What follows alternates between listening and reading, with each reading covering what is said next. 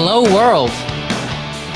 This is 39.6 Facebook Live Finance Show, the show that teaches you how to make your money work for you so you don't have to work for your money. We talk about taxes, investing, real estate, syndications, even the car you drive. Today is episode 42, part 2 of a doubleheader. My K-1 is negative and my capital account is low. Am I losing all my money? All right, we are trying this again because the first time, for some reason, audio was not going through. I did not change anything. I just closed it out and I started it over again. Okay, so people who are new to investing in syndications are new to getting a K-1 tax document. Okay, when you are a shareholder of an entity, you get a K-1. And that K-1 is your portion of the tax liability of the entire asset because you are a shareholder of that. So when you work for a company as an employee, you get a W-2. And they take your paycheck and they deduct it from the business as an expense and take a tax deduction. And then they give you the paycheck and you have to pay taxes on your money. So they're transferring that tax liability to you. Now, when you just own the business, which is what happens when you get a K-1, the business itself as a whole has a tax form, and then it gets divided to all the shareholders, and that tax gets passed on to all the shareholders in proportion to your shareholdership based on the operating documents. Okay. Now, when you invest in real estate and you own a real estate asset, you own a business. Okay, even if you don't own it in an LLC, if you just own your own rental property in your own name, you are a sole proprietor. And that business is a real estate business, which is passive income, and it goes on your Schedule E. Okay, in Schedule E, you put in your income and you list down all of your expenses for the year, okay, including mortgage interest, property tax, repairs and maintenance, if you have contractors working for you, things like that, okay? And then you also have a line for depreciation. After you take your income and subtract all of your expenses and subtract depreciation, you end up with your taxable income, okay? There's one box at the bottom of Schedule E. That is the taxable income for that property. Now, you might have 3 properties on Schedule E, and then it can get summed together, but each property has the taxable income for that individual property. Now, instead of one person owning it yourself, imagine that 100 people own it, and it's owned in an entity, in an LLC, okay? And you are, let's say, 1% shareholder of that entity. Now, the same exact thing happens. You could have 100 units, you put your money together, you collect income, you subtract your expenses, repairs, maintenance, property tax, mortgage interest, and then you subtract out depreciation. And at the bottom, you get a number, the taxable income for that whole entity.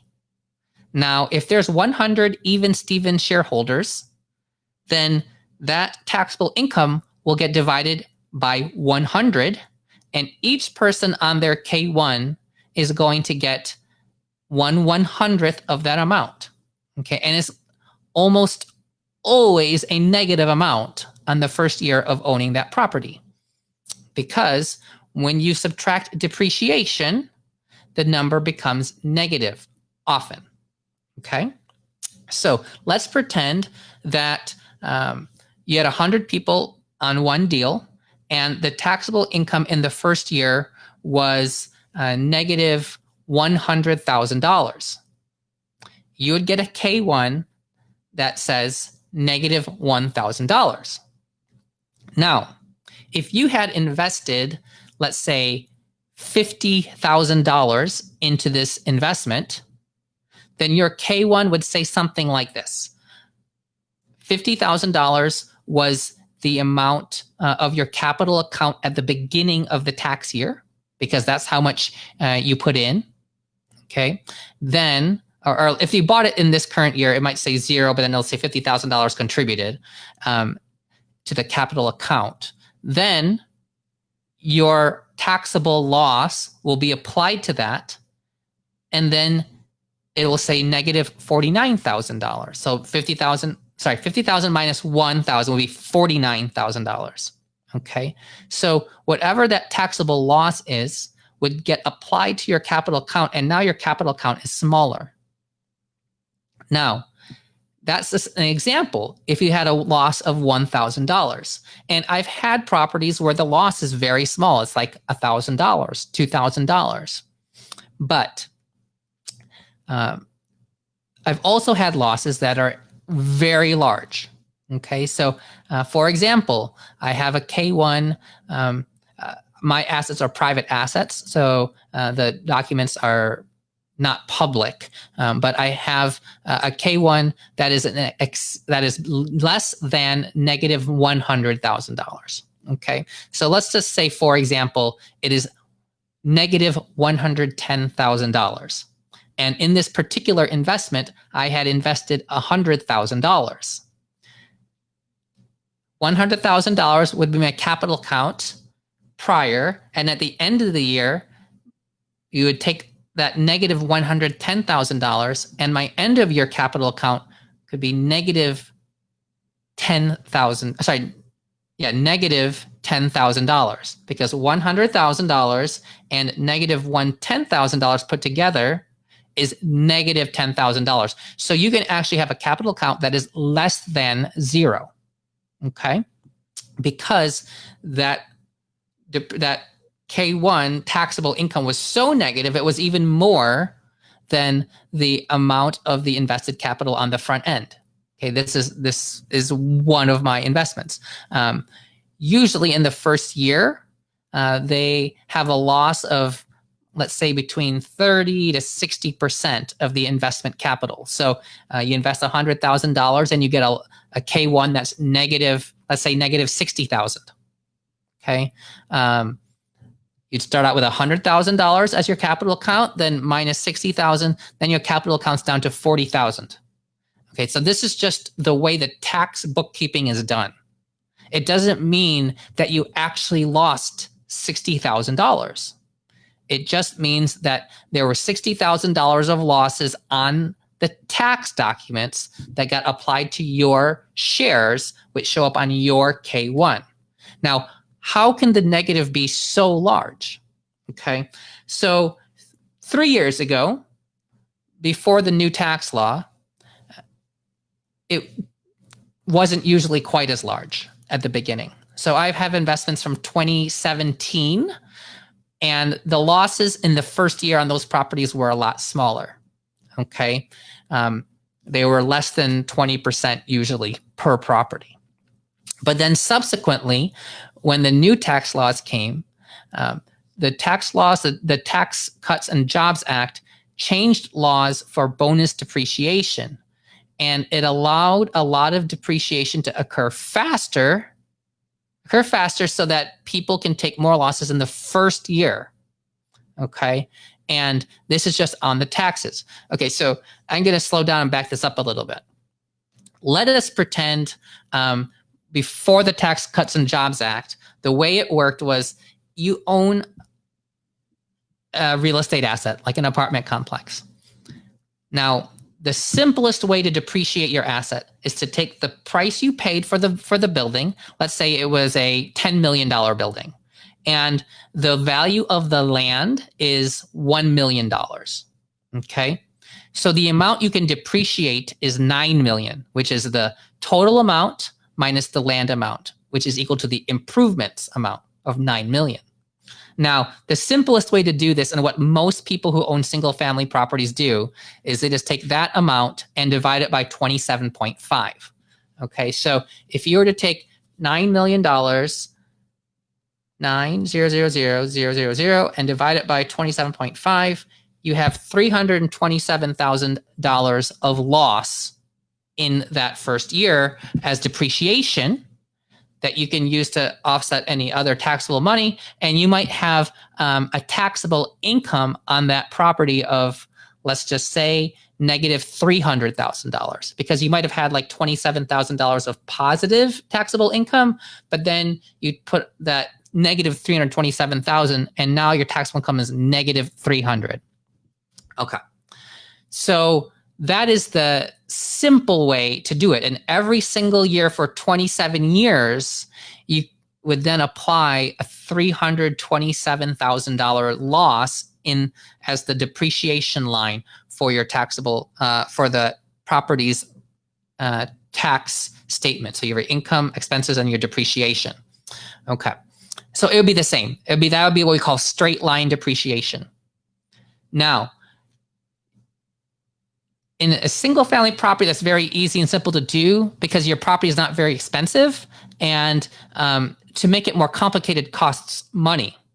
But when you're dealing with very big assets, like a $10 million property, then paying for somebody to go and make this a little more complicated can make huge, huge, huge, huge benefits. Okay. So there are other items that you can actually, instead of taking the entire property of $9 million and dividing it by 27.5, you could say, well, the building itself is worth, let's say, $5 million.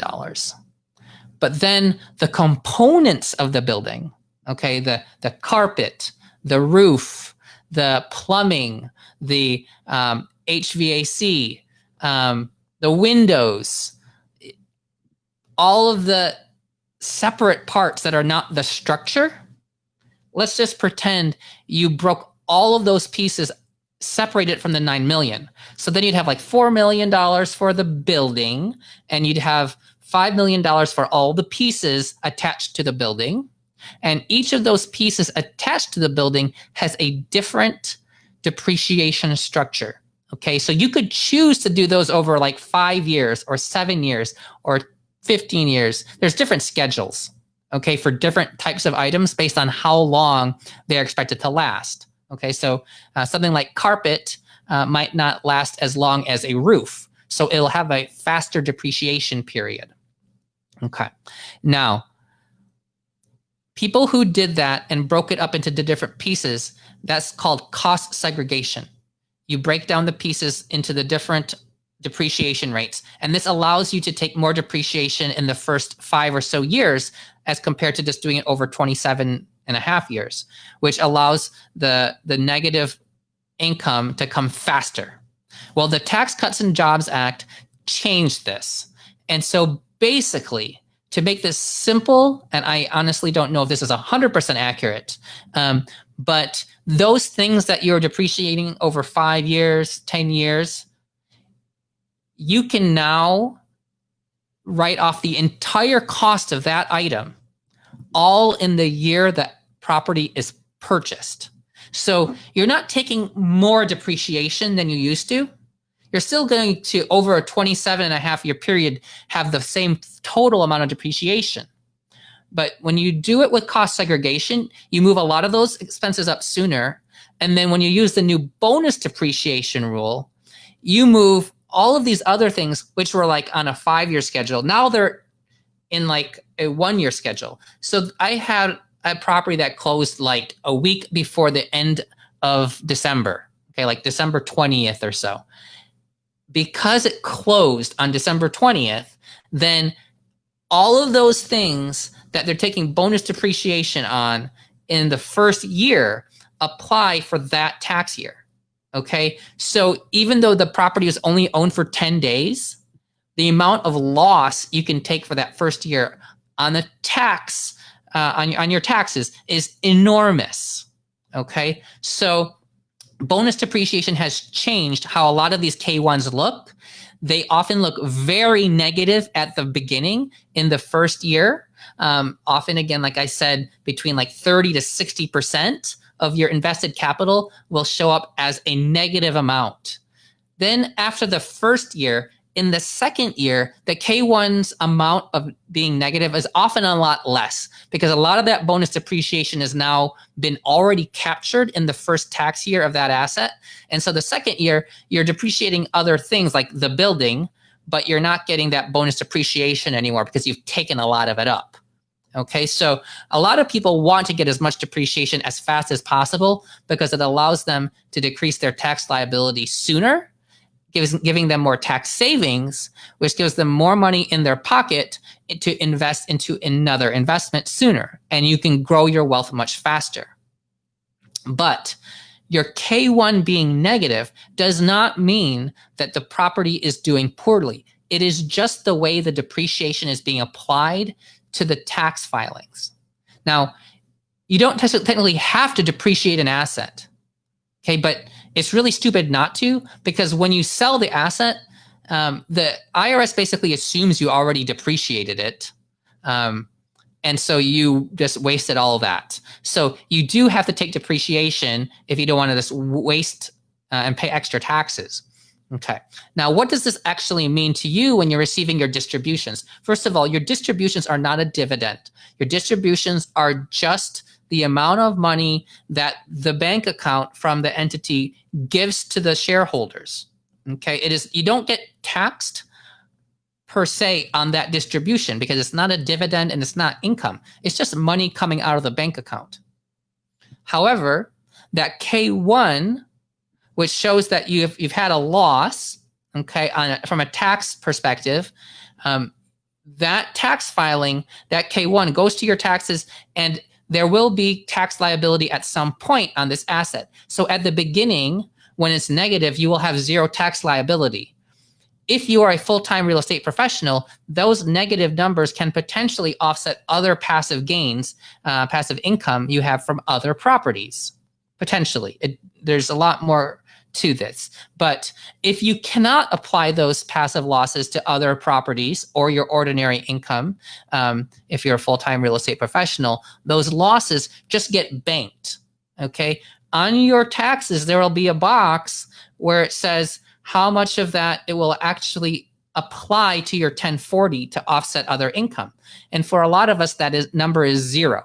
So even though your K-1 is negative, you cannot actually offset your ordinary income because we're not full-time real estate professionals. So that negative number, let's say it's negative 60,000, it just gets stored on another page. It'll say how much you are carrying over to the next year. Okay. Then when you file your taxes the following year, you take that carryover loss of 60,000, and let's say your K-1 the following year is negative 5,000. Well, you will add that together, and now it's negative 65,000. Now, you may not be able to apply that again because you're not a full-time real estate professional. And so that negative $65,000 gets carried forward to the next year. And you might have all of these accumulating negatives. Now, after, let's say, 5 years, the property sells. And they sell the property for more money than what they paid for it. So there's going to be extra money there. Okay, that would be like capital gain. But then there will also be all the amount of depreciation that has been taken will have to be recaptured.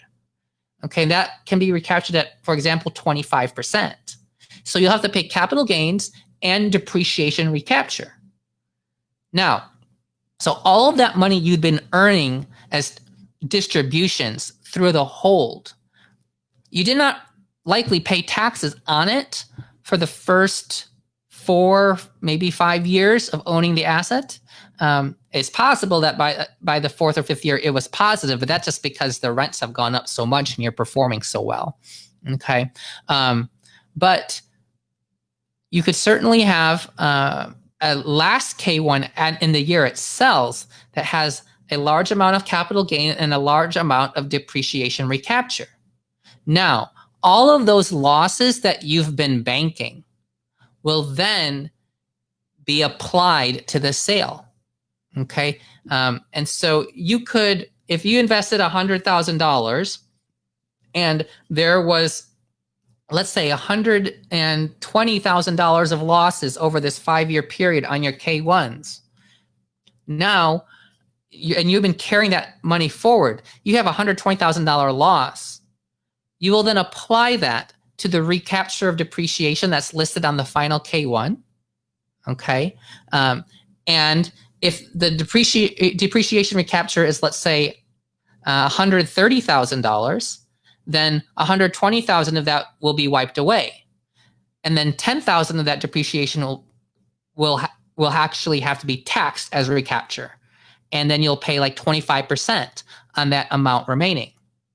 Then you'll pay capital gains on the additional amount above and beyond any extra money. Okay, so then you'll pay like regular long-term capital gains tax. So you will have to pay taxes on your distributions, but that tax is deferred to the end. Okay, the amount of your cost basis on a year-to-year basis is just a way to keep track of how much of your money is going to be taxed as depreciation recapture versus capital gains. Okay, it doesn't mean that you have lost money. If I put together all of the K-1s that I have from, I just started in 2017, and we have 12 different syndicated assets, none of which have sold.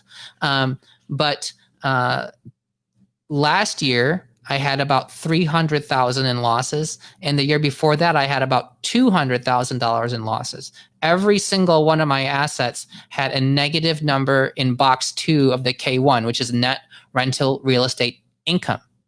Okay. And last year, of my 12 investments, one of them closed at the very end of the year. So I didn't get paid for that. And one of them has not been giving out distributions because it has not been performing up to pro forma. But with exception of those two, I have been receiving distributions from all of them, and they are all afloat as investments. Okay, so every one of them, K-1s have been negative. And in general, the first year that property is acquired, that negative number is very large. And it does not mean you have lost money. Okay, it just means that a lot of that depreciation is front-loaded and moved forward. Okay, this is the key to really building wealth, is to earn money and not pay taxes, because taxes are the biggest drag on your income in with respect to being able to invest it. Like, our effective tax rate is around 30% or so. So 30% of our money is lost to tax every single year, and that's 30% of my money that I cannot invest. If all of my income was real estate income and my tax liability from real estate was zero, then I'm super efficient and I can reinvest that money the same year and just keep going. Now, when you own real estate assets and you're like doing 1031 exchanges, if you own them directly, and then you can just basically continually defer income tax on those properties, okay, or capital gains tax on those properties, or depreciation recapture, and keep rolling it forward for perpetuity until you die. And then you can give it to your heirs, and they will get a full step up in basis, such that their tax basis is now whatever the value is at the time you sold. And all that depreciation that's been taken, all of those losses that you've been deferring paying taxes on, all that depreciation recapture and capital gains, that can all just vanish. It's unbelievably amazing, super powerful wealth building tool.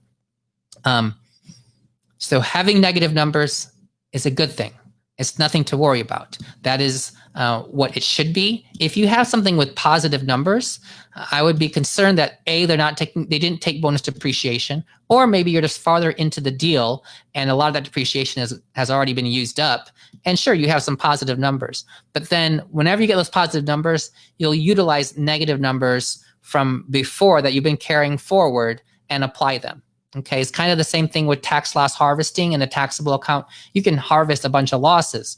If people harvest losses back in March, if you had a $3 million taxable account, you could have harvested like $1 million of losses. And then every year when you have capital gains, you'll just use some of those losses that you harvested to offset any capital gains. And so your taxable account can be incredibly tax efficient.